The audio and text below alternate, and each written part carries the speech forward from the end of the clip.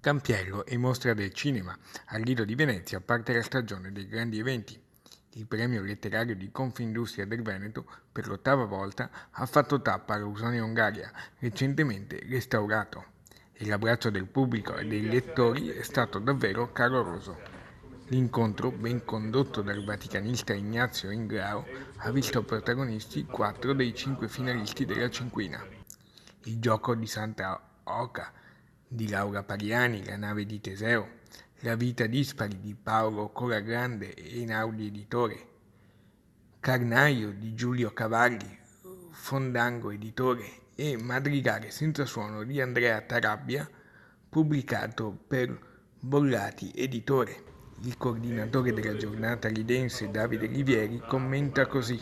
L'importanza del professor Luzzardo come rappresentante del Campiello come istituzione e i finalisti di quest'anno che come libri veramente credo che riescano a comunicare non solo passione ma capacità di riflessione e crescita personale.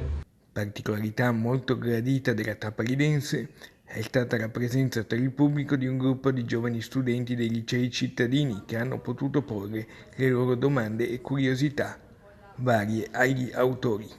L'assessore comunale lidense Michele Zuin ha portato il saluto dell'amministrazione cittadina.